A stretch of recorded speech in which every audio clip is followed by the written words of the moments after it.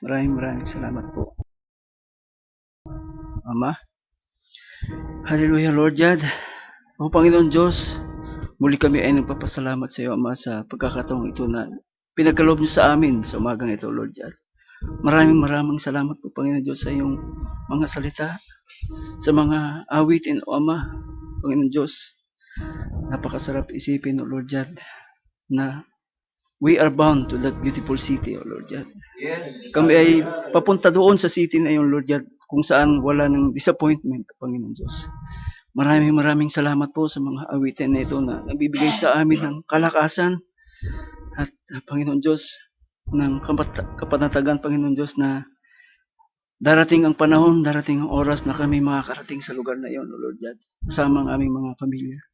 O Ama, salamat po sa mga salita mo, sa mga pangako mo, O Diyos, na unti-unti mong binubuksan sa bawat isa sa amin, O Lord God. Nagpapaunawa ka, binubuksan mo ang aming mga kaisipan, O Lord God, na mga bagay na hindi namin malirip, matarok ng aming isipan.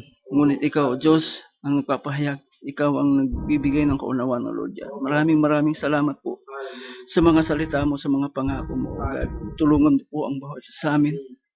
Lalo po ang lingkod mo nito, Lord God. Alam ko po, Panginoon Diyos, na meron akong kahinaan. Huwag na wang makita ang kahinaan ko, kundi ang iyong mga salita, Panginoon Diyos, na lalabas sa pulpitong ito. Ama, kami po ay patuloy na nagpapasakop sa iyong banal na espiritu. O matulungan mo kami. Tulungan mo ang katawang ito, Lord God, na magamit sa iyong gawain, O Ama. At ang bawat isa sa amin, Panginoon Diyos, buksan mo ang mga aming pandinig, ang aming pangunawa upang matarok namin, O Lord God, ano man ang mga salitang bibigkasin mo o ihahayag mo sa amin sa umagang ito, Ama. Naalay po namin sa iyo ang umagang ito mula sa simula hanggang sa pagtatapos ng iyong gawain, O Ama. Patuloy mong ibuo sa amin ang iyong espiritu sa umagang ito, Lord God. Pang sa ganun, masalo namin lahat ng mga biyayang espiritual, Panginoon Diyos. Hallelujah, Lord God. Naalin namin sa iyo ang lahat ng ito at pinapasalamatan ikaw sa tanging pangalan ng Panginoon Jesus. Amen. Praise God. Buksan po natin yung ating Biblia sa 1 Timothy 3:16.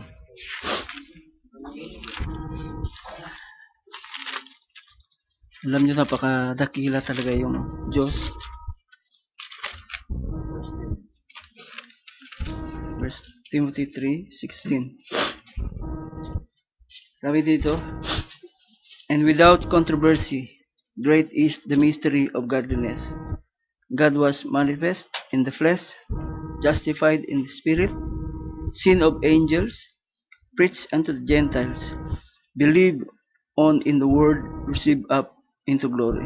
Praise God, hallelujah. Tayo po'y magsiupo na.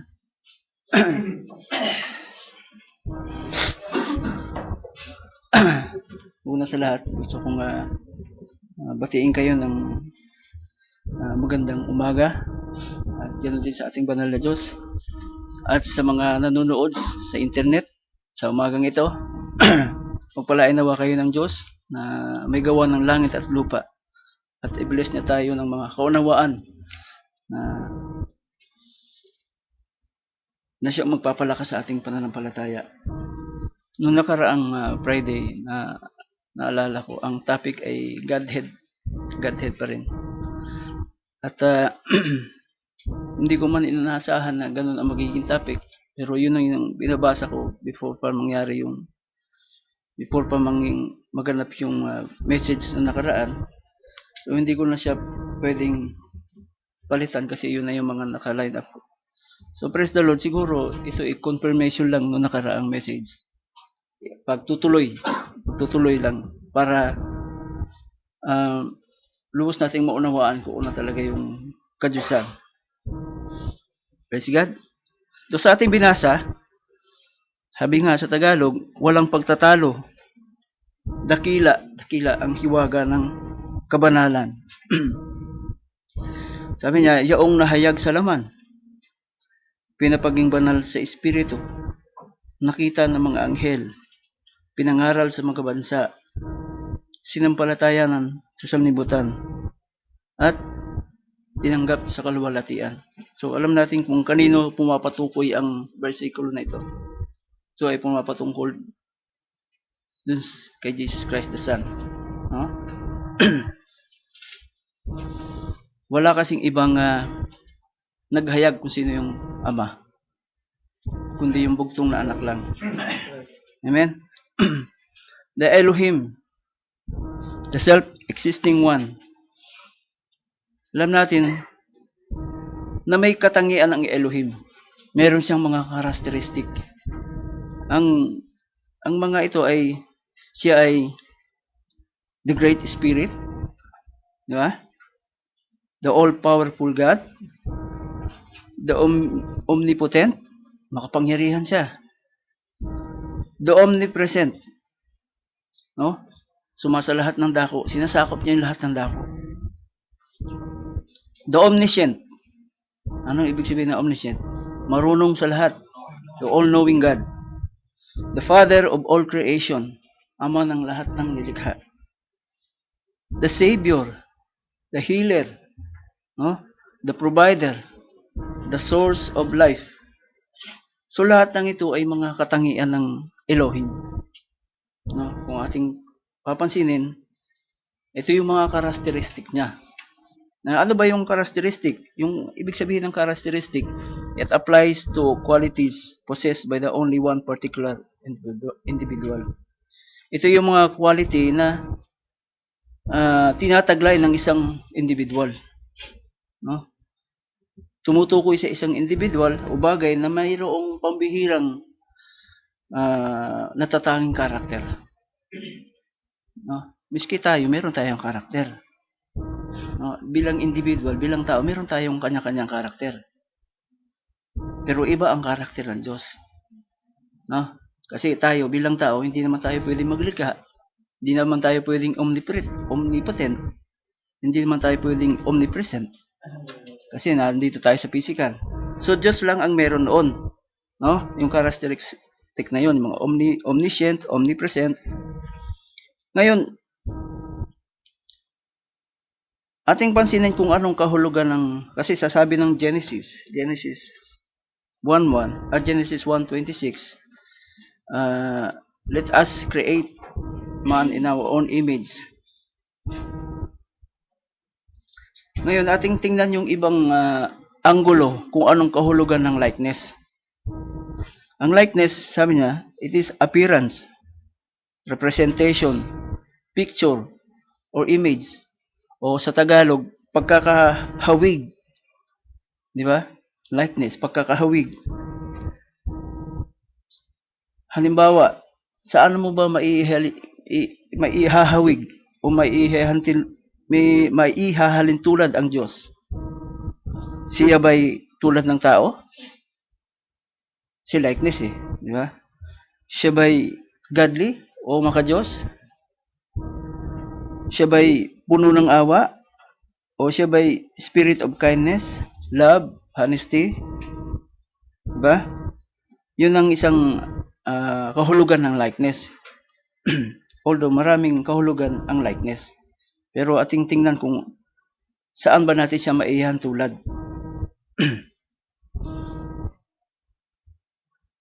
Meron ding ibang pagkakahulugan ang salitang likeness, katulad ng Romans 6:5.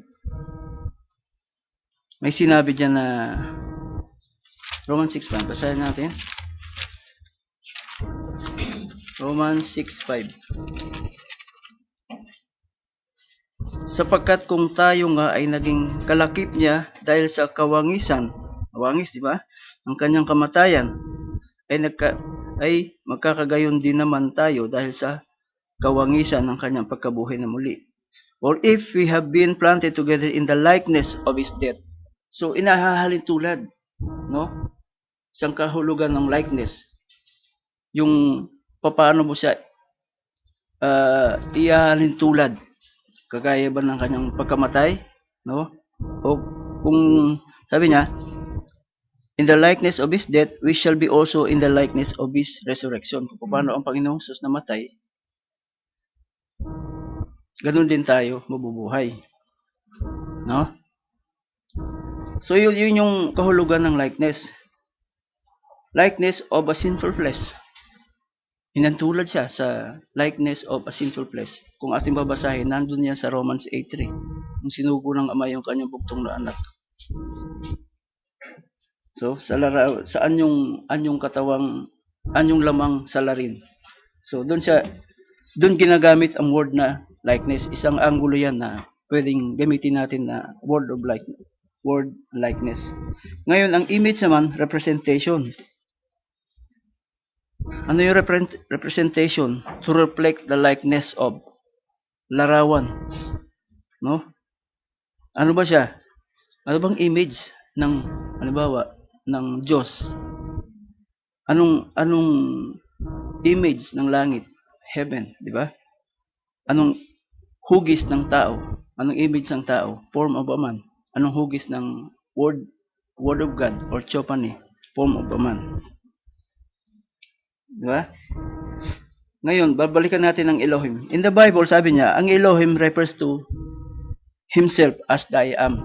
Yung Elohim daw ay tumutukoy sa kanyang sarili na the I am, which means the self-existing one. Di ba? Siya yung I am. Yun yung Elohim. Siya yung self-existing one. Before there was a time, noong mga panahon na wala pa ang time, wala pang outward expression, wala pang nabibigkas, nang wala pang time. Kasi pag sinabi tayong time, beginning na yun. Di ba? So, nung wala pa yung time, wala pang na-express na ebidensya ng Elohim. Hindi mo siya makikilala, hindi mo siya matatawag na Elohim, matatawag na God, kasi wala pa na-express. So, yung Elohim nito, nag-exist to dun sa kanyang kaisipan. Sa kanyang kaisipan pa lang. Kasi ang alam natin, ang kahulugan ng salita is a thought o kaisipan. Kaisipan ng the I am. Di ba yung thought yung kaisipan? So, kaninong kaisipan yung thought? Siyempre do sa I am, which is the self-existing one. Ngayon, nagmula ang word saan? In-express ito ng the I am. Binikas ito ng the I am, binikas ito ng the self-existing one, which is the Elohim. Binikas niya ito. The I am was the God from eternity. At yun ang mga attributes niya, no? Mga attributes niya katulad binasa natin kanina. The self-existing one, the great spirit, the all-powerful God. Ito yung mga attributes niya. Hindi ito lalabas, hindi siya tatawaging all-powerful God kung hindi siya nag-express, kung hindi siya nagsimulang magbigkas, kung hindi in-express ng the self-existing one ang kanyang sarili. Hindi rin siya matatawag na dayaan kung hindi siya nag-express. Di ba mga kapatid? Walang matatawag na dayaan kung walang nagbigkas. Itong self-existing one, kung hindi siya nagbigkas, walang matatawag na dayaan. Walang matatawag na the all-powerful God. No? Walang matatawag na the self-existing one kung hindi ito nagbigkas. Hindi rin siya matatawag, hindi mo rin malalaman na meron palang omnipotent, meron palang omniscient na Father o omnipresent kung walang nagbigkas. So lahat ng ito ay nagmula sa Elohim. Kinakailangan niyang magbigkas kasi para ma-express niya yung kanyang attributes, no? Para maipakita ang lahat ng mga attributes niya, kung ano ba siya. Anong klase ba siyang Diyos? The self-existing one is the Elohim, which is the Holy Spirit. Agree ba kayo mga kapatid? Which is God, no? Which is the word expressed in the beginning. So nagkaroon na ng expression, nagkaroon ng beginning nung magsimula mag-express itong Elohim. So tinawag ngayon siyang Holy Spirit, the Great Father, no? Tinawag ngayon siya kasi nagsimula na siya magsalita. Kung ating titingnan ang John 1:1, sabi doon, ito palasak na sa atin to. Alam na natin yung mga verse na to. No? In the beginning, sabi ng John 1:1, pwede ba natin isulat, mga kapatid? Pwede mabura yan? Pwede mabura?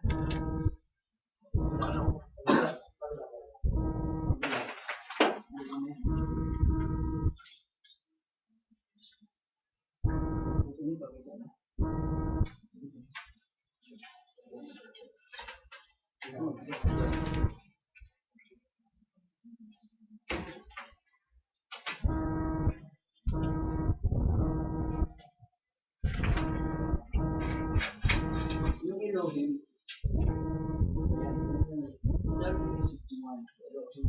at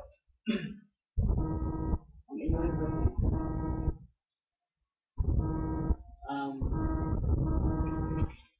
hindi ko ma-explain kung ilalabas ang word body, kung hindi ma-express yung kanyang words. No? Kailangan na-express ng Elohim yung kanyang word. Kasi ano yan in the beginning? In the beginning kasi, in the beginning was the utterance of the self-existent. Diba? Nagsimula sa magbigkas. So pag bigkas niyo, lumabas yung salita, kasabay nun yung word body na tinatawag. Kaya mamaya makikita natin kung bakit po binanggit sa word body. No? Tingnan natin mamaya. Tulungan tayo ng Diyos na mag-isa-isa kasi hindi ko rin maano kung saan natin. Nagpasimulang magbigkas ang the self-existing one at nagkaroon ng simula. Diba? Kasi yung simula in the beginning. So, mag-express yung Elohim, yung word, tinawag dito ng word body. Yung word body, salita din siya. Salita ng word. Kaya sila, kasabay mo, merong body. Sabay ng pagbigkas niya, may body. Saan? Anong purpose? Para mag-invent dwelling place of the Elohim. No, kasi kung paano sila nag-indwell dito, nag-indwell din naman sila dito. Diba? Dito, klaro na binanggit na all in Him, dwelleth the fullness of God. Pero dito, wala tayong makikita. No? Pero mamaya, meron tayong babanggitin na verse na matutukoy natin na ang Diyos ng Diyos.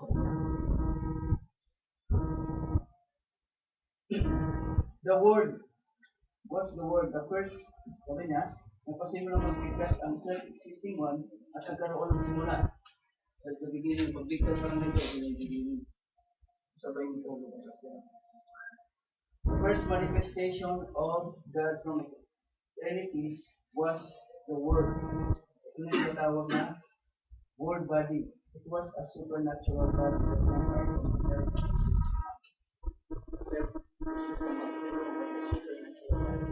hindi ito sakop ng physical realm, real. Diba? Hindi ito sakop ng time, space, matter. Kasi ano isa sa spiritual realm. Anong nandun sa spiritual realm? Spirit God, word body, angel. Anong meron doon sa time niya? Eternal, no time, no limitation. So, hiwalay siya. Diba? Hiwalay siya. Ano mo siya, katulad din ang natin kanina, likeness. Sa ano mo siya itulad? Word body, celestial body, dwelling place of the Elohim. No? Banal. Doon mo siya itulad.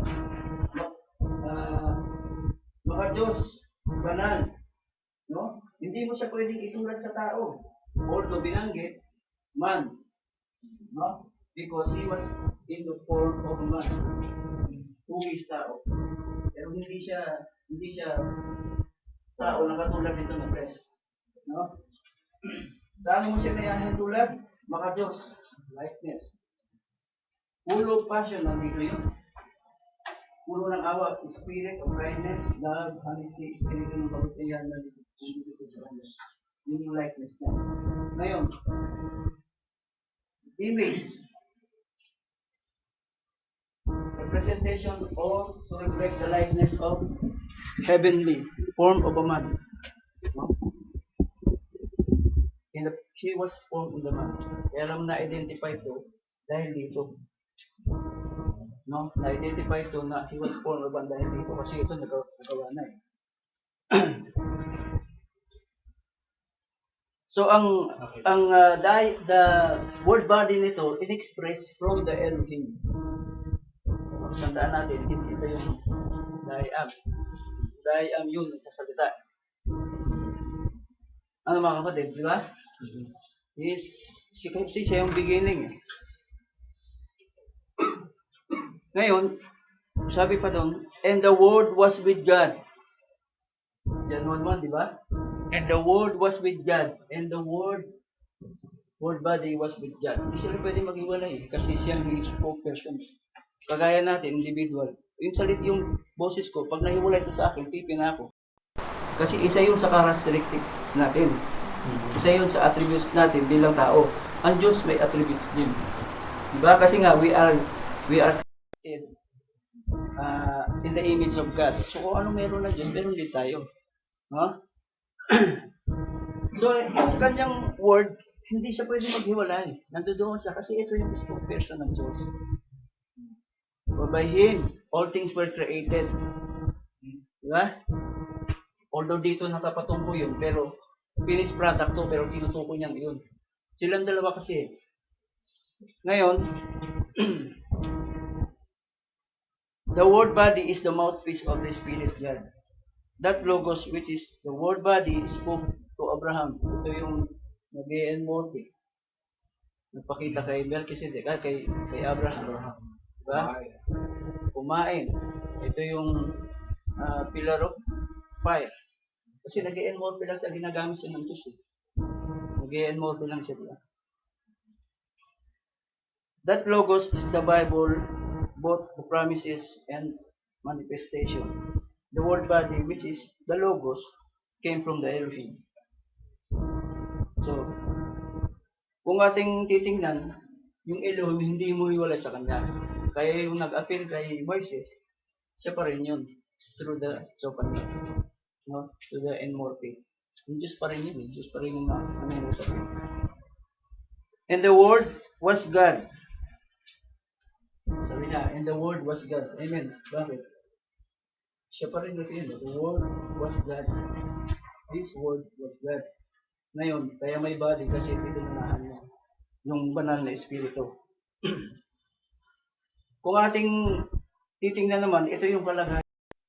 Pagdating sa physical, ito na sa si Jesus. Huh? Physical body.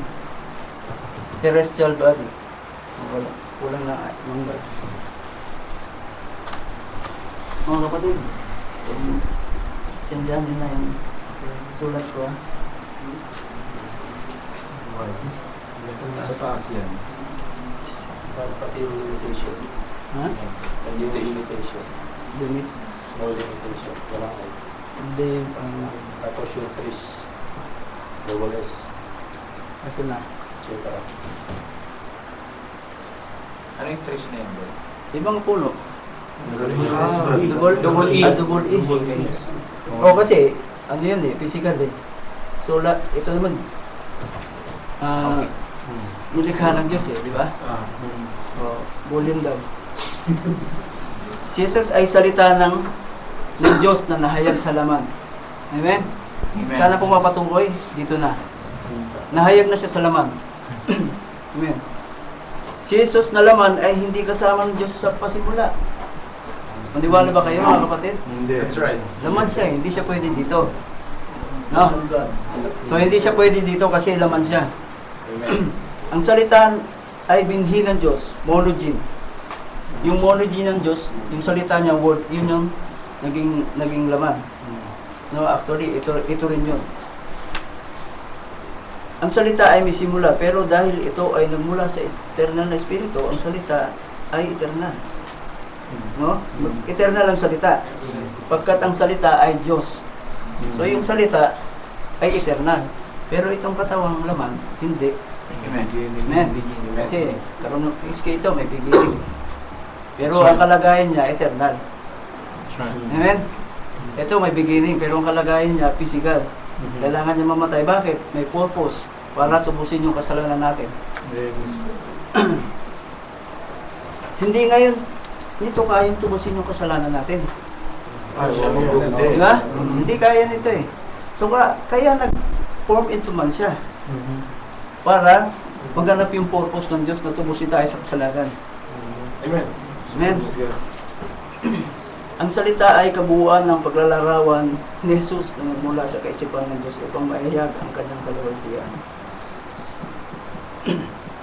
Ang eternal na pagka-Diyos ay binubuo ng makapangyarihang hindi nakikitang espiritu. No. Christ has been God's great mystery to mankind for ages. Siya yung naging great mystery.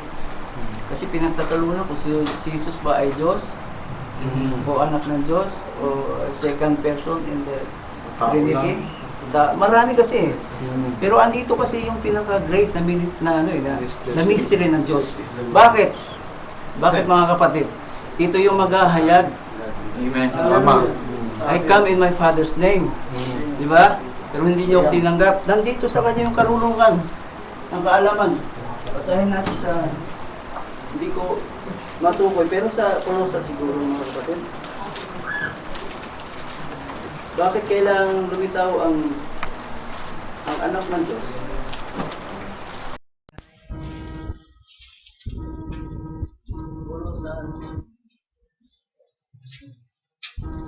Pero nabasa ko yung minsan mga kapatid. Ito. Colossus 2:3, sabi niya, na siyang pinatataguan ng lahat ng mga kayamanan ng karunungan at ng kaalaman. Sa kanya nakatago yung kaalaman ng karunungan.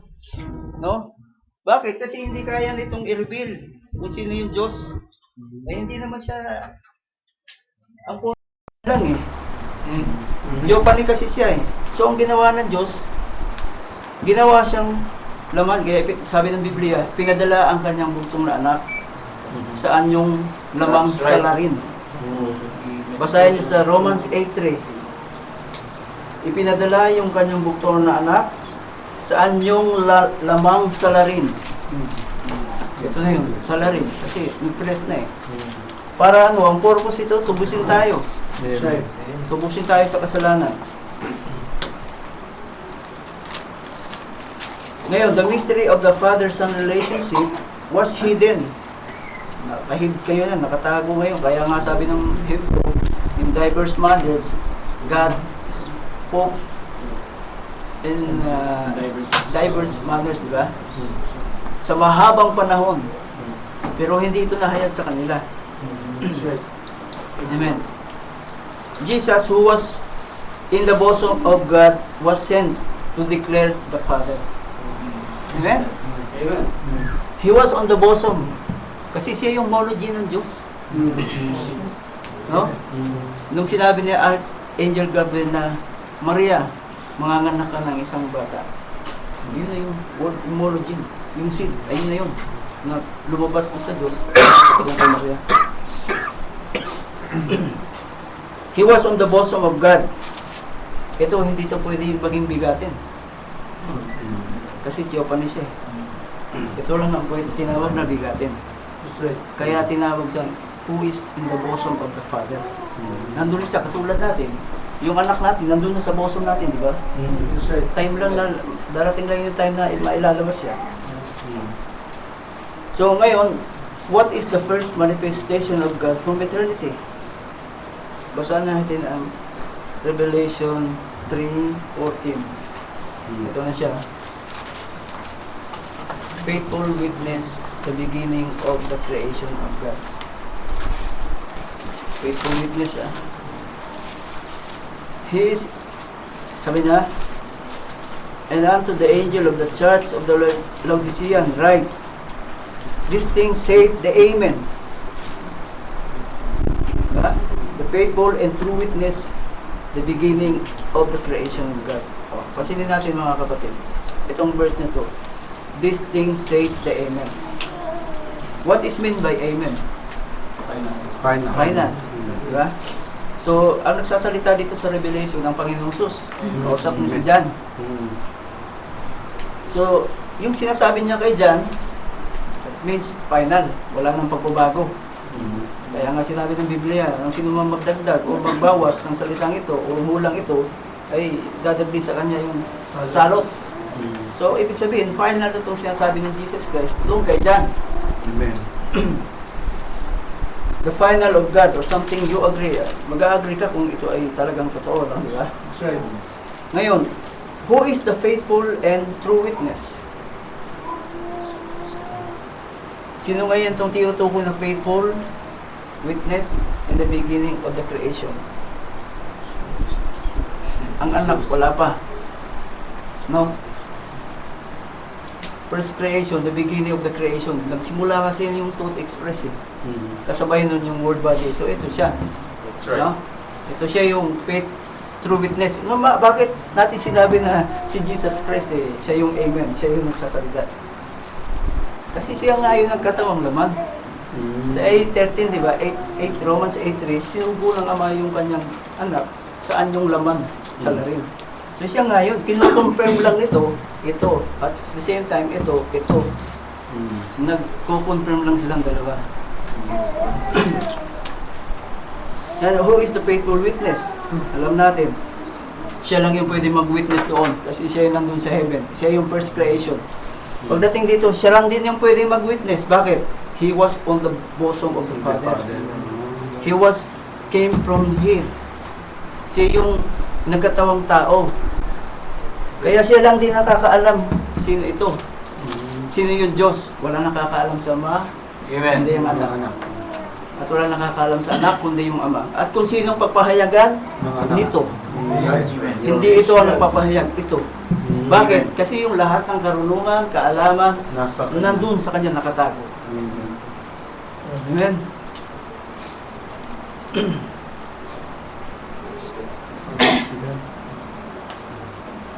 So the word body was before all things. Pero binanggit din sa kanya, he was before all things. Bakit? Kasi nga siya nga yung nagkatawan. Di ba vice versa? Siya kasi yung nagkatawan. So alam niya. Binabanggit na lang to para patotohanan na ito ay totoo. No? Before Abraham was made. Jesus himself testified. Amen. Jesus himself testified that he was with the Father before the world was. Amen. Di ba? Nag-testify Amen. din siya. John 17, nandito ba? 17:5. Yan. Glory of God before the world was. Basahin natin mga kapatid.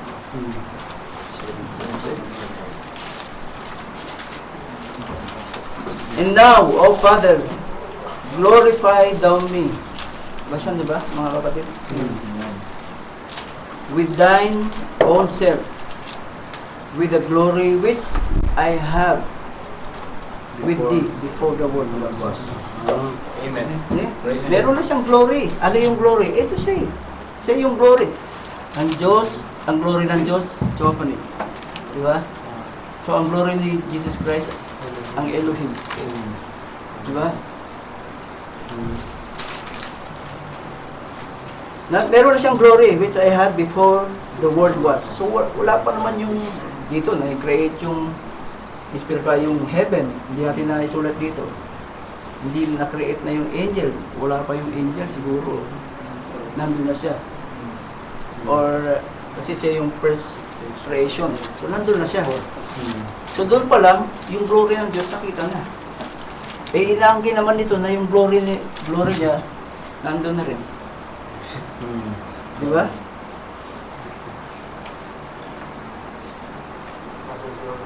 Isa pang testimony ni Jesus Christ. Hindi ko rin yata naisulat dito. John 6:38. Ito pala. Sabi niya rito, descend from above. Sapagkat, kita niyo mga kapatid, sapagkat bumaba akong mula sa langit. Yung physical na ano niya, wala naman dun, hindi man pwede. Kasi nga, physical na katawan natin, hindi pwede mapunta doon. Pero bakit niya binangging bumaba akong mula sa langit? Because He knows that He was the theophany, become flesh. Di ba? Siya lang nakakaalam. Alam ba ng mga tao? Kahit na anong sabihin ng mga tao, wala silang magagawa kasi siya lang nakakaalam. Amen. Kahit anong sabihin nila, oh, hindi naman ikaw yan eh. Anak ka lang ni Jose. Bakit kasi sinasabing ikaw yung galing sa langit? Bumaba. Wala silang magagawa kasi siya lang nakakaalam. At kung sino, Papahayagan ng anak. papahayagan ng anak. Amen. Hindi upang gawin ko ang aking sariling kalooban. Hindi niya pwedeng gawin sa sariling kalooban niya. Bakit? Kasi katulad nga nito, sumusunod lang siya kung ano yung utos ng Elohim. Kung anong sabihin ng Elohim. Sa pamamagitan niya, nalikha ang lahat ng mga bagay sa langit. So, ganun din dito. Wala rin siyang pwedeng gawin sa kanyang sarili. Kasi, characteristic nito, lumipat lang dito. Ang kaibahan lang, physical siya, mamamatay siya kasi nga may purpose siyang gagawin. Amen.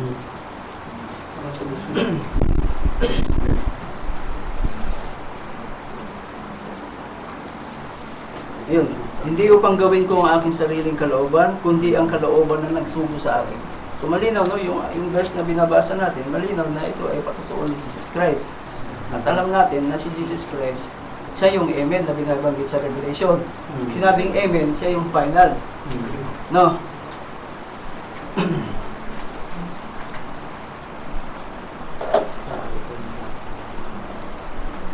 Ngayon, may isa pang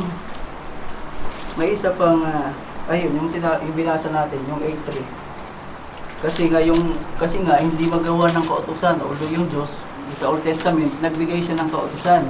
Hindi naman kayang tubusin ng kautusan ng kasalanan ng tao.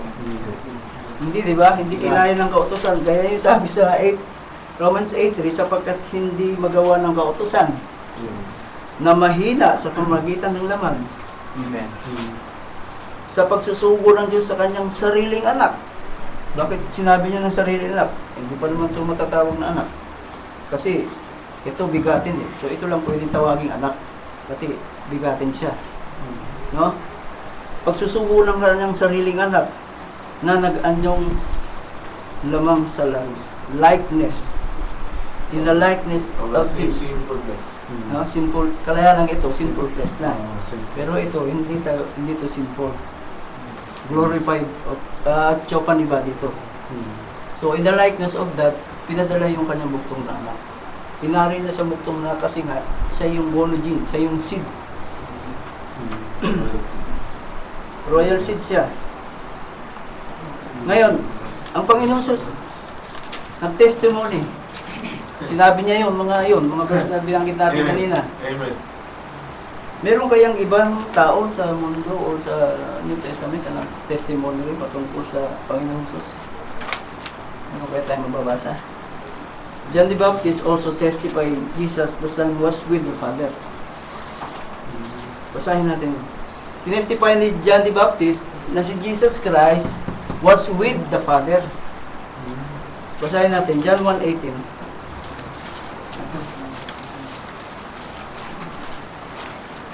Pagka merong kayo napansin na hindi naakma mga kapatid, pwede kayong mag-interact. Kasi gusto ko rin matuto. Baka mamaya, makasingit yung kalaban, di natin alam, madiktahan tayo ng hindi tama. So kung alam ko, tataas din yung mga kaunawaan nyo, pag meron kayo napansin, isingit nyo kaagad. Mga kapatid. Sabi niya, John 1:18, no man had seen God at any time. The only begotten Son, begotten, which is in the bosom of the Father. He had declared Him. Sino? Dineclare niya yung Ama. Bakit? Kasi walang nakakilala sa Ama kundi siya lang. Anak. So, sino pwede mag-declare? Anak. Yung anak. Ito hindi. Hindi siya pwede mag-declare. Kasi yung purpose niya doon lang siya. Hindi siya pwedeng ginamit siya ng Diyos para doon lang. Pero ito, nag-provide ang Diyos ng katawan para pagtubo sa atin. Which is, dito rin niya ibinuhos yung kaunawaan. Bakit? Kasi ang ililigtas niya tao, hindi naman ililigtas dito yung tao. Angel na yun. Angel being yung mga kasama nila. Paano nila iligtas? Hindi siya ginamit ito para sa tao. Dahil tao ang kasalanan. Amen. So, Amen. para makilala ng tao kung sino yung Diyos, pinadala niya ito, at ang ginawa naman ito, i-declare niya kung sino yung Ama. Amen.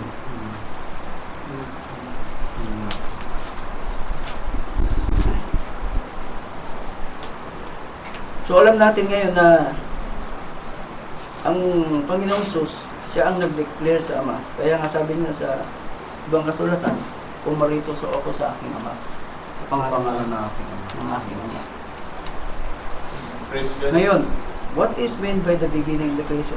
Binanggit na yata natin ito na kanina. The beginning of the creation by expressing His tattoo. Ito yung simula ng paglikha. Binanggit natin kanina. Ngayon, kung ating babasahin ang Colossians 1:16, alam mo, for by Him, sabi niya, Colossus. Basahin mo natin sa Colossus 1:9. Ano nga?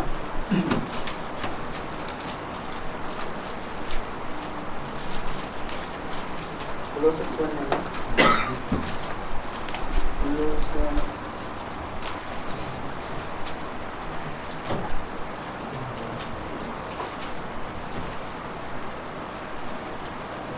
For this cause, sabi niya, for this cause, we also since the day we heard it, mula nung araw na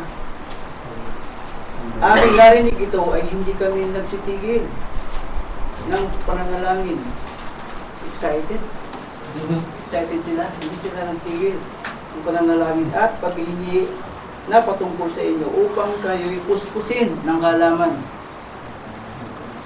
ng kanyang kalooban sa buong karunungan at pagkaunawa ayon sa Espiritu. Hindi literal, ayon sa Espiritu. Kasi pinag-uusapan natin yung spiritual. Upang kayo'y magsilakad na nararapat sa Panginoon sa buong ikalulugod niya at magsipangungan ng bawat gawang mabuti at magsilagos sa kaalaman sa Diyos. Ngayon, kung ating ilalaktaw at pupunta tayo sa 15, sino ngayon itong tinutukoy nito?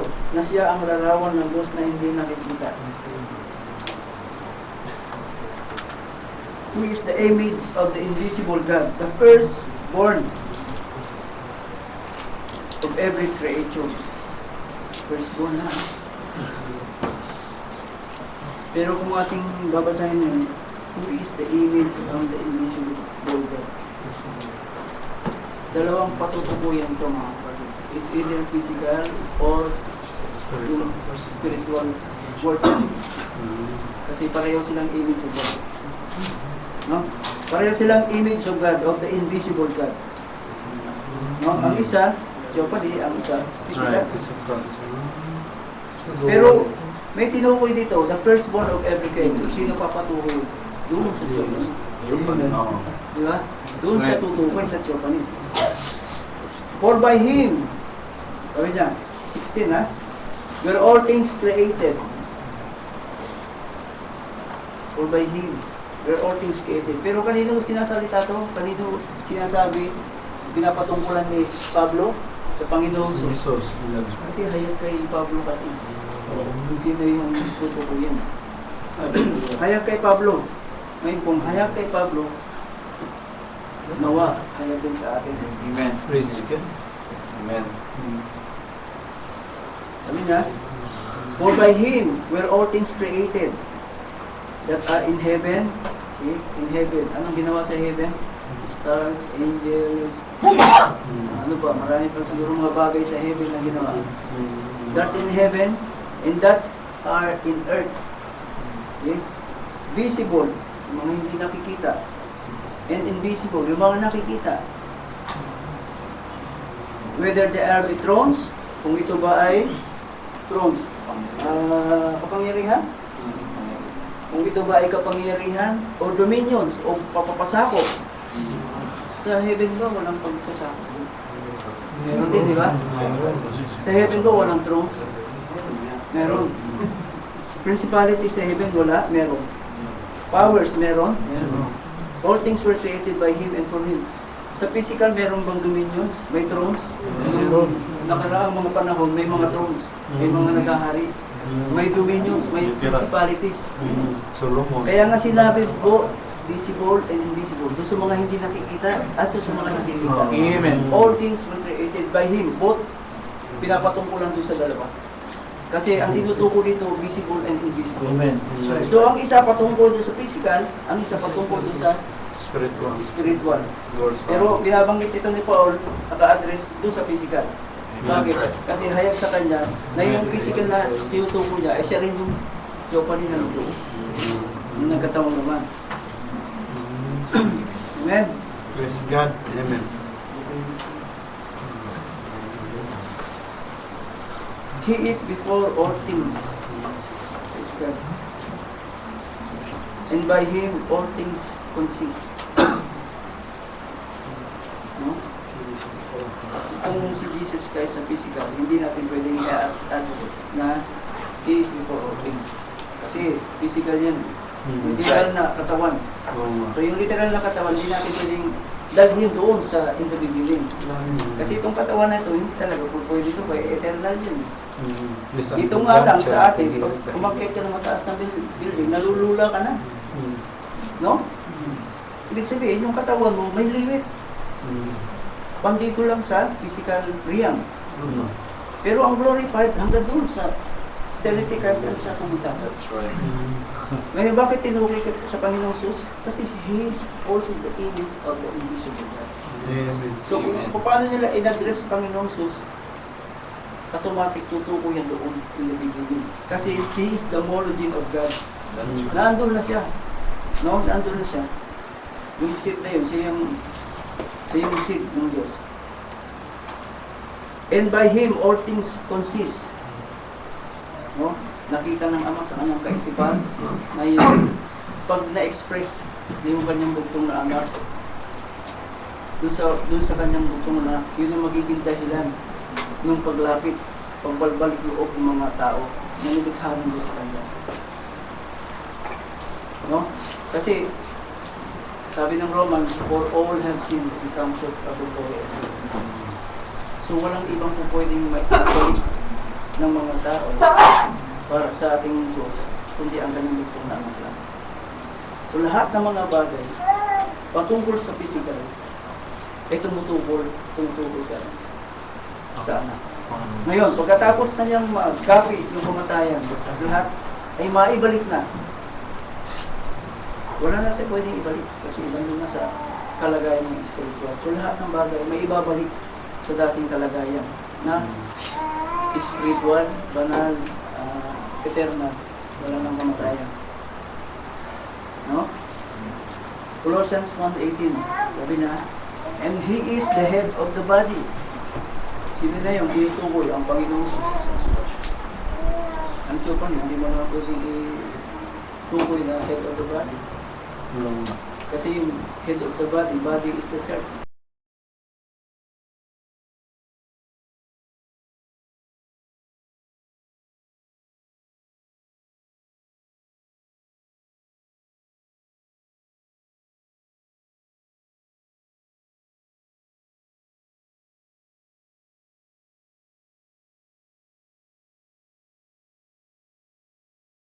Panginoong Jesus. Kasi sa lahat ng mga nangamatay, sila yung unang buhay at hindi na namatay ulit.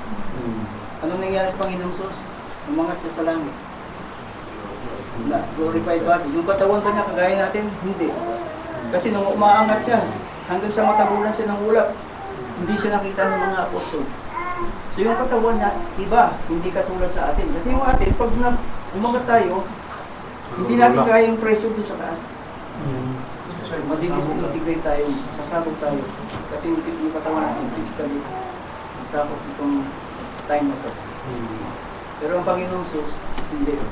Nag-change siya into glorified body. Kaya siya yung tinutukoy ng firstborn from the dead. That in all things, He might have preeminence. So sa lahat ng bagay, magkaroon siya ng pamumuno. Kaya mayroong millennium. Kaya mayroong 1,000 years millennium. When God the Spirit created the body in the form of a man, that was the whole body. So, ating ang binabanggit kanina. Hindi ko rin namamalaya mga kapatid na yung mga, ano ko, na nagdodoble na. Kasi siguro, base dun sa kung anong naisulat, nadudugtong na rin.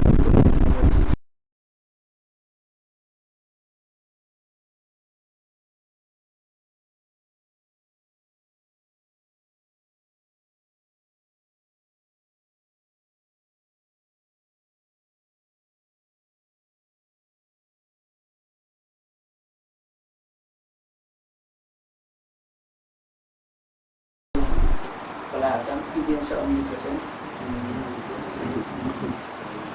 Omnipresent siya. Amen. No? Yun yung kanyang attributes.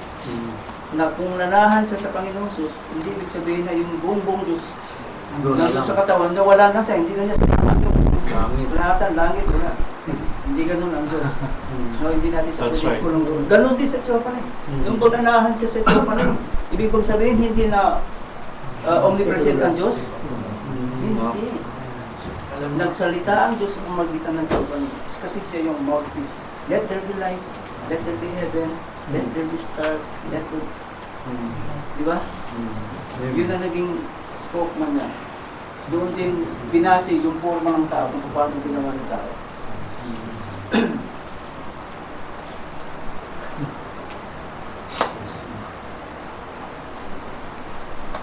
Ayun, binanggit na natin. Although God dwells on the word body, it doesn't mean He is not omnipresent. The Spirit God is present everywhere. Kaya yung ating binanggit kanina, yung mga attributes niya. He dwells in burning bush. Diba? That's right. Nag-dwell siya doon. Nag-dwell din siya doon sa pillar of fire. Kung paano natin natin yung pillar of fire sa time ng Old Testament, ng Moses. Nag-indwell din siya doon sa pillar of clouds. Doon sa Old Testament. While He occupied the universe. So nag-i-indwell siya while He occupied the universe. Sa kalahatan. Ating pansinin yung nangyari doon sa Aperon. Ano yung dumating doon? Di ba mga dilang apoy? That's part of God. Na binuhos niya doon sa bawat isa. 120 yun. Pwede ibig sabihin, nawala na yung, nandun na yung Diyos sa kanila, nawala na yung eternal spirit. Hindi ganun mga kapatid. Binigyan sila ng part ng spirit. Pero ang Diyos ay omnipresent. Sinakop niya ang lahat ng mga bagay. Kasi kung ang Diyos ay, kung ating isipin na ang Diyos ay nanahan sa kanyang buktong na anak, at pagkapanahan ko, kasi siya yung kapuspusan ng Diyos nanahan sa kanya, diba? Sabi ng Biblia. So kung ang kapuspusan ng Diyos nanahan sa kanya, at ating iisipin na hindi na omnipresent ang Diyos, ay mali tayo doon. Kasi habang nananalangin siya, kausap niya yung ama. Diba? Kausap niya yung ama. Meron siyang pinananalanginan. At nung sinasabi ng ama na, this is my beloved son, with whom I am well pleased. Bumaba yung kalapati sa kanya. Yung kalapati, yung espiritu, bumaba sa kanya, yung kalapati. At the same time, narinig niya yung boses. So yun yung mga patunay na ang Diyos ay omnipresent. Kasi may naniwala na siya yung Diyos na nagkatawang tao.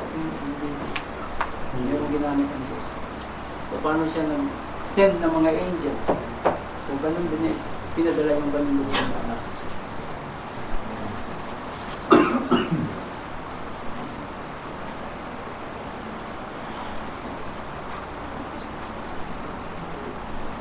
Sa John 1:14, kung ating babasahin, puro po Godhead itong tatalakay natin.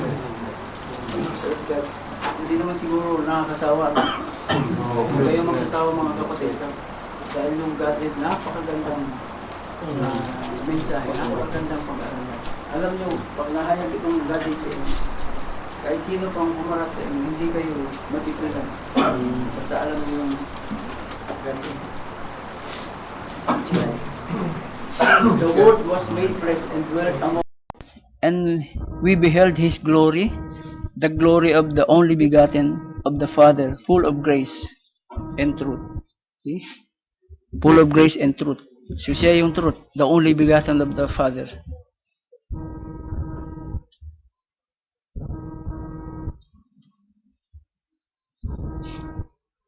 Ayun, nabanggit na rin natin kanina, yung Spirit, God poured out His Spirit in 120 disciples.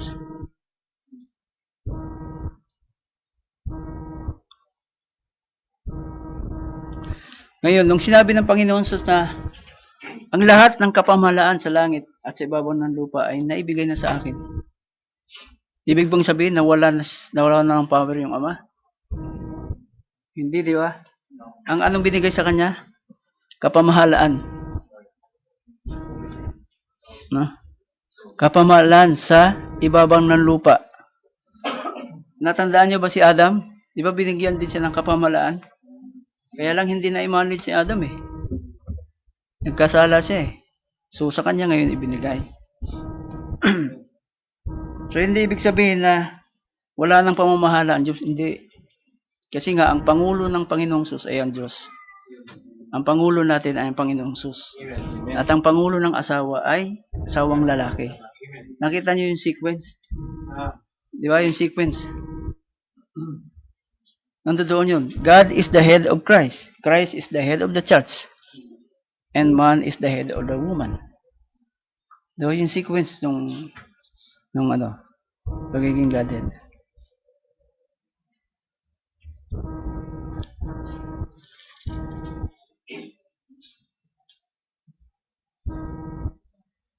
Ngayon, yung spiritual body na ito mga kapatid, itong babalikan, binanggitan natin kanina no, na hindi ito sakop ng law ng physical realm, kundi sakop ito ng spiritual realm.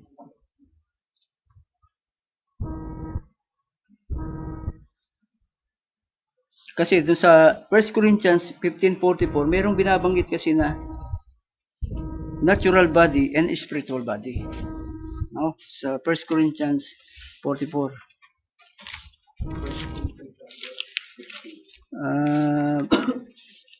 1 Corinthians, ano na? 15:44.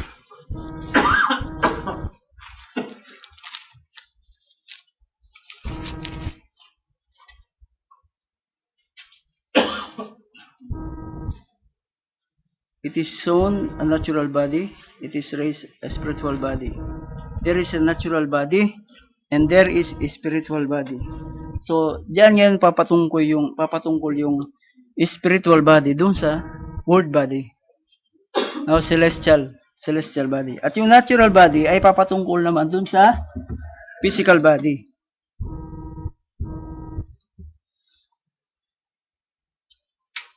Ngayon, alam natin na ang spiritual body na ito ay hindi ito visible, hindi ito makikita natin. No? Paano hindi natin makikita? Kasi nandun sila sa spiritual realm.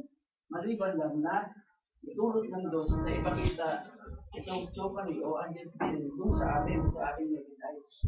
Patulad ng pagsusugo ng Ama, hinayaan niya na makita ng tao yung mga angel. Susunod siya. So, hinahayaan niya na makita. Pero kung hindi pagsusubo ang Diyos ng angel, hindi makikita ng natural na tao ang spiritual. Amen. Pero, visible siya dun sa spiritual realm. That's right. Hindi lang makita, kaya nga rin makita. Kasi itong physical body, limitation lang siya. May limit siya. Time, space, and matter. One dito lang siya. Hindi mo makikita yun nandoon. Pero kung nandoon ka sa real nila, makikita mo mga ito. Yung mga namamatay, yung mga nangaligtas, makikita mo sila. Diba? Kasi andun ka sa kanilang dimension. Pero sila, kita tayo. Hindi mo kayo pa. No?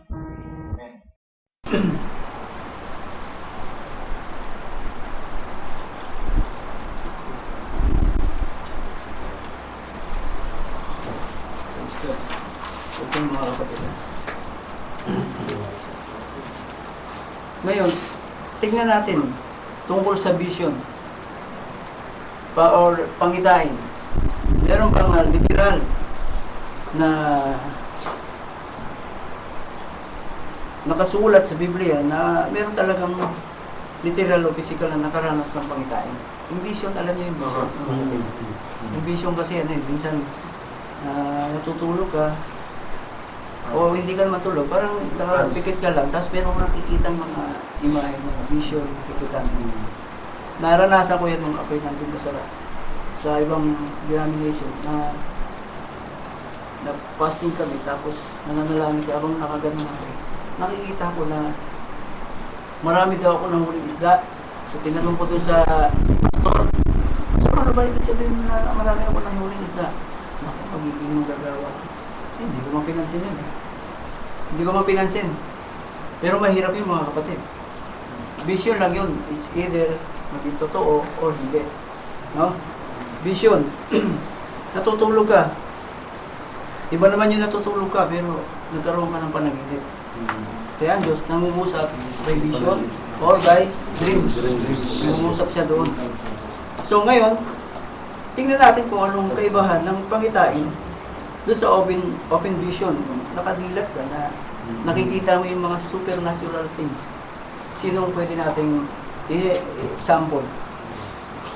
Si John the Beloved.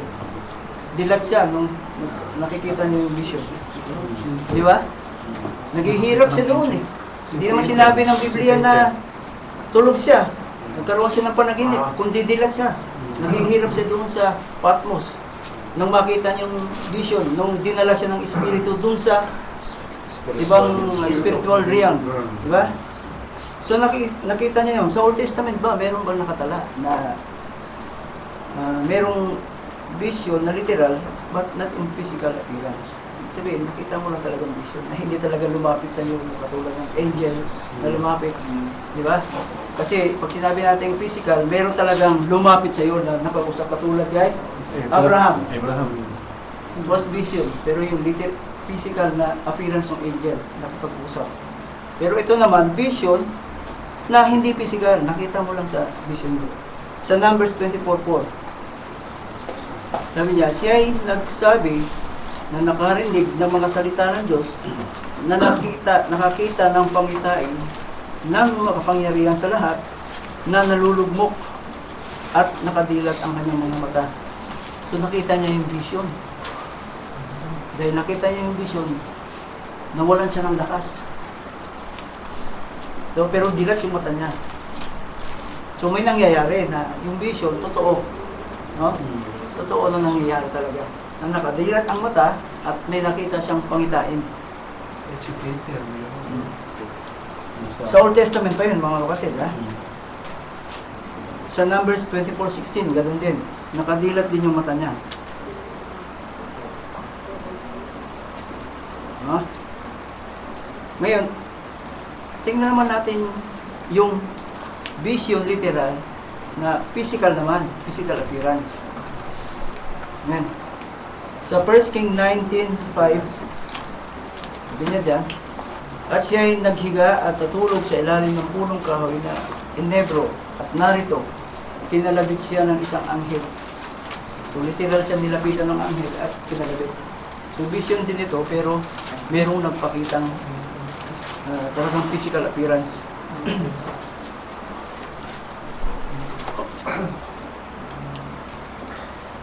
So ngayon, nakita natin yan sa Old Testament. What about sa New Testament? Meron bang nakatala? Si Peter, ano ba? Si Peter, nakakita siya ng vision. Si Paul, nakakita siya ng vision. Si Paul, nung paparating siya papunta sa Damascus, nakakita ng vision. So yung malinaw na merong vision talaga na physical appearance. Merong vision na na walang physical appearance. Si Pedro, sa akin, sa So marami na mga kapatid, kung atin lang titingnan. Sila na bumaba yung ten ng mga hayop. Yung ang transfiguration doon sa Mount of Olive ba yun? Transfiguration. Mga vision din yun. Vision din yun, pero may nakita sila si John. Si Peter, may nakita silang kausap ng Panginoon Jesus. Amen. Oo, mission din. Ngayon, kaya ko binabanggit yung vision. Ang tanong kasi mga kapatid, naniniwala ba kayo na si Moises ay prophet? Amen. Alam ko may pagsasabing hindi. Isaiah is a prophet, di ba? Amen. Si Jesus Christ ba is a prophet? Amen. Amen. Prophet. Prophet of all prophet. Ngayon, si Brother Branham ba prophet? Amen. Amen. Praise God. Ngayon, ano ba yung prophet? Seer. Seer yung prophet. Siya yung seer. Pag sinabing seer, Tagalog, tagakita. Anong nakikita nito? Vision. Tulad na itong binabanggit kanina. Vision, literal, physical appearance. Vision, walang physical appearance. Basta may nangyaring vision. At yung vision na yun, sabi niya, galing sa Diyos. Kailangan galing sa Diyos. Hindi pwedeng galing kung kanino lang. So, ang propeta ay isang tagakita. The prophet is considered a seer of God. Seer of God means, amen, nag-amen kayo, means final. Diba? So, totoo. Nag-amen kayo, final na to ha. Now, paano ang prophet become a seer? Paano siya naging seer? Meron bang supernatural yung propeta? Meron man silang kapangyarihan o anong salamangka na pwede nilang gamitin parang magic para makakita sa vision? Hindi. Wala mga kapatid.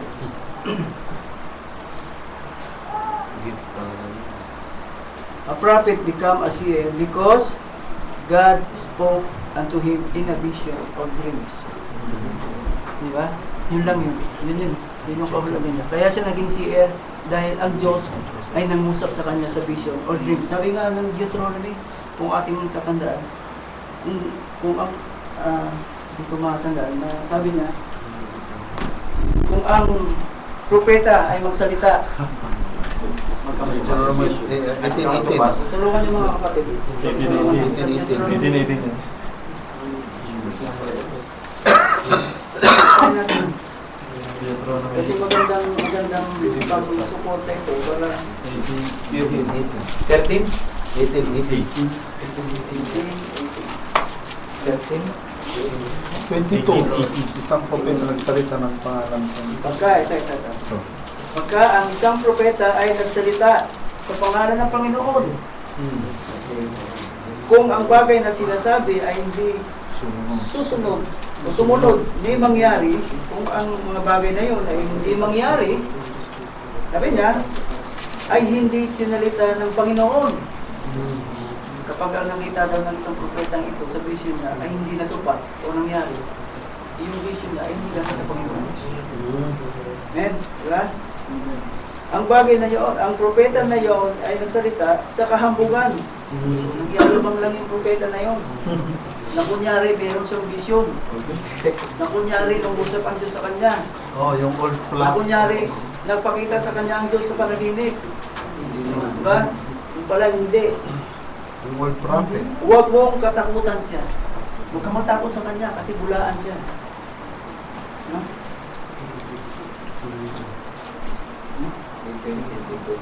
Pero, kung ating itataas ng konti, ngunit ang propeta sa 20,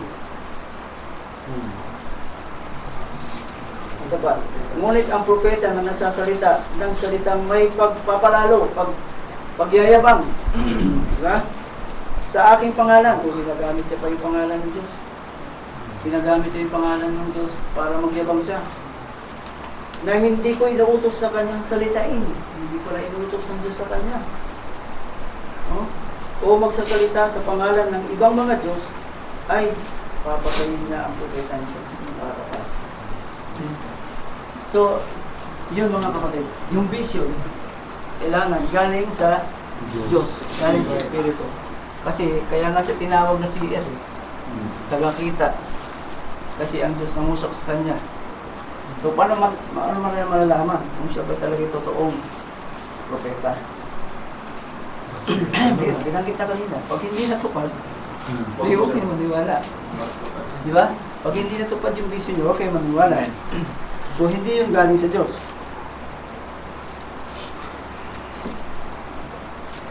He became a seer. A prophet became a seer because God showed him what happened before the word was.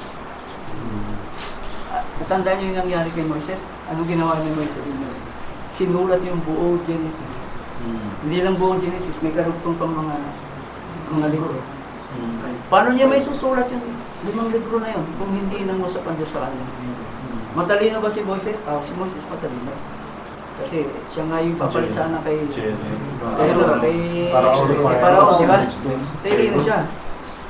Pero bago sa ginamit ng Diyos, anong ginawa sa kanya? Iba dinala sa ilang. At doon siya, sabihin niya natin, ni-reformat. Tinanggal lahat ng kanyang kaalaman. So anong nangyari? Balik to zero siya. Wala siyang kaalam-alam sa Diyos. Paano niya nalaman ng Diyos? Nung tinawag siya, napunta siya doon sa burning bush, doon na nagsimula. Inihag sa kanya ng Diyos. Inihag sa kanya ng Diyos. At naisulat yung Genesis. Kung ating papansinin sa Genesis pa lang, napakaraming istorya. Mahaba ang panahon ng agwat. Anong kailangan? Revelation. Saan ang gagaling yung revelation? Sa Diyos. Sinong ginamit ng Diyos sa revelation?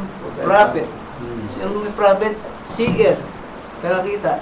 So may ikot-ikot lang tayo dun mga kapatid. Pero ang tumbok natin sa isang Diyos lang.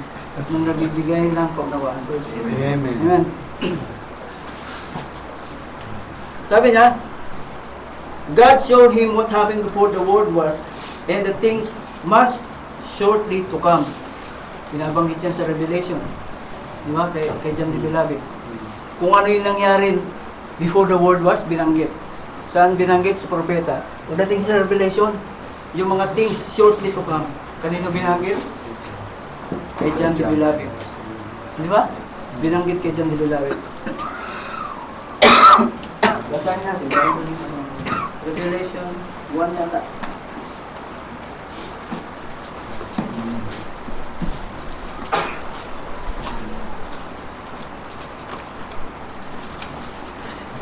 Shortly to come.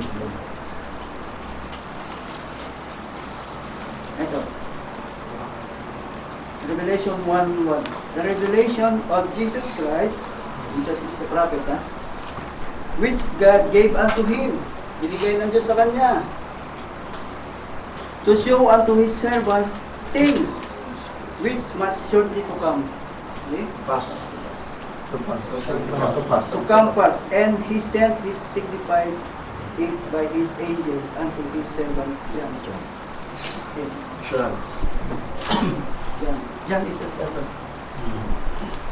So, ipinakita rin ng Diyos doon sa mga propeta sa Panginoon Jesus. Kasi ang Panginoon Jesus is considered as a prophet. So, pinakita din sa kanya yung mga things na shortly to come pass. Bakit kaya? So, Jesus Christ is the prophet. Aside from being the Son of God, He is the prophet. Bakit kaya? Bakit kaya na kailangan ito sa prophet? Kasi, sabi ng Amos 3:7, surely the Lord God will do nothing. That's right. Amen. But He revealed His secret unto His servant the prophets. Kaya doon lang. Doon lang sa seer, doon sa prophet, doon sa tagakita.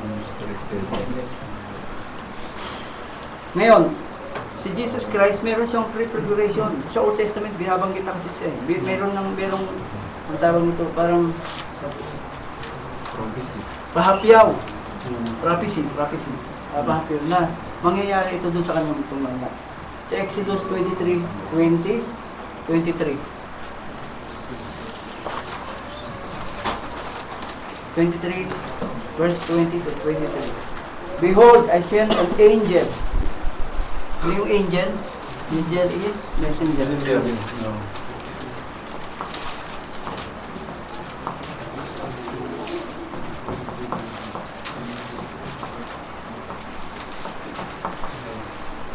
Listen, gentlemen.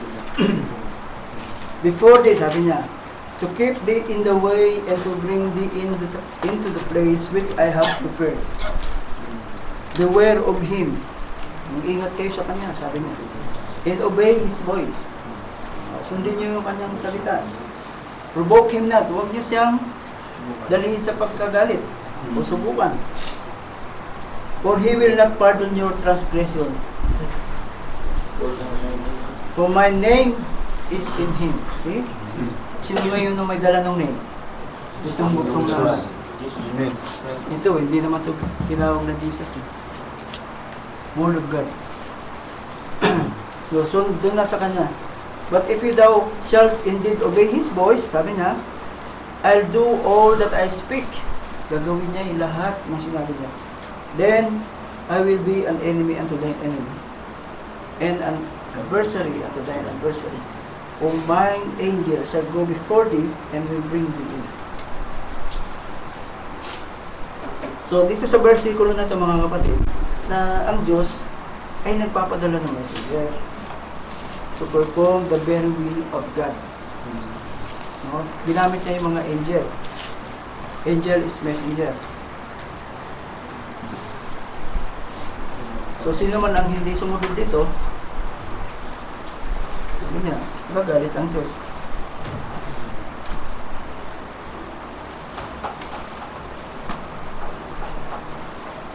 Kaya nga sabi ng Biblia, I come in my Father's name.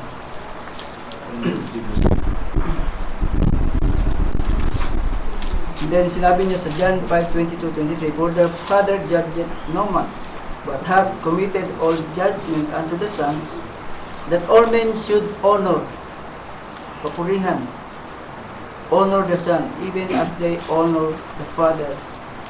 He that honoreth not the Son, honoreth not the Father, which hath sent him. Basahin natin sa Tagalog mga.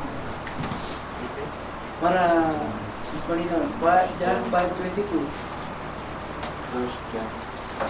Hindi ba kayo nato mga kapatid? Amen.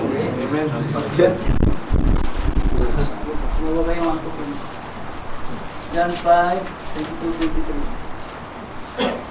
Sapagkat ang Ama ay hindi humahatol sa kaninumang tao, kundi ipinagkaloob niya sa anak ang buong paghatol, upang papurihan ng lahat ng anak, na gaya rin ng kanilang pagpapuri sa Ama.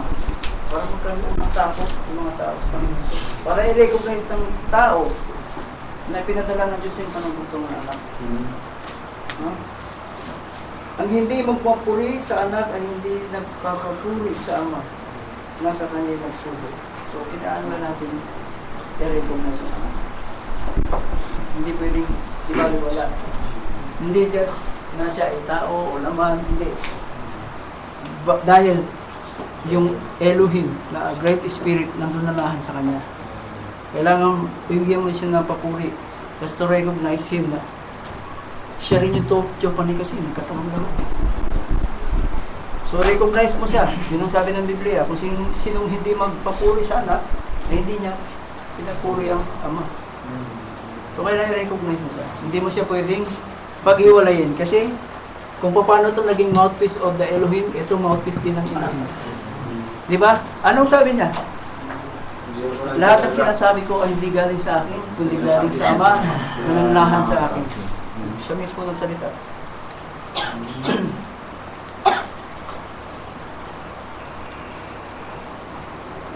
Pinagkaloob niya yung buong paghatol sa kanyang bugtong na anak. Bakit? Kasi andun yung pamamahala binigay sa kanya. So kung may pamamahala, may paghatol. Katulad ni Solomon na hari, siyang namahala sa buong bansang Israel. Hindi ba siya naghatol? Naghatol din siya, di ba? Right. Oh, yung paghatol niya, matuwid ba? Hindi. Matuwid. So ganun din sa kanya.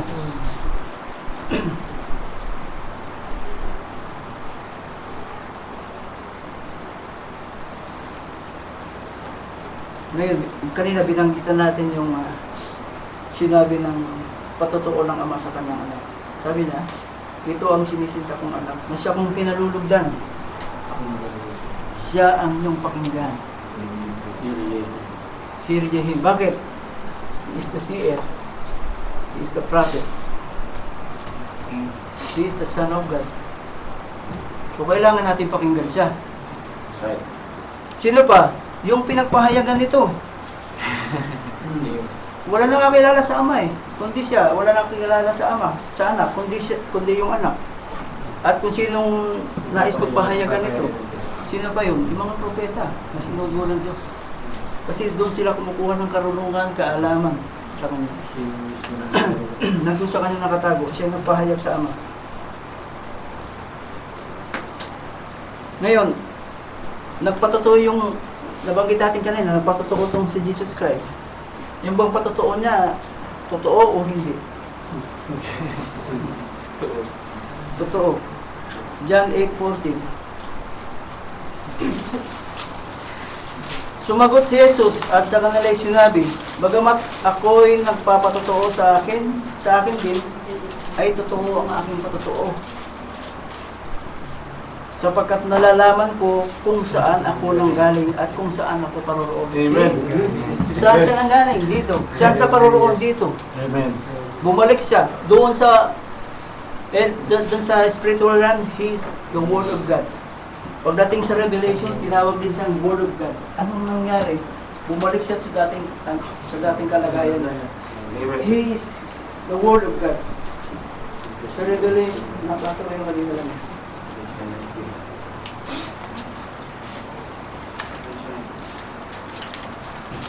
Revelation yung mga kapatid. Revelation.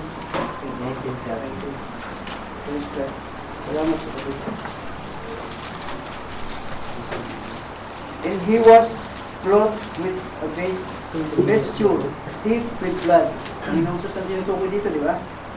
And his name is the Word of God. See? Bumalik lang tayo dun sa dating kalagayan niya.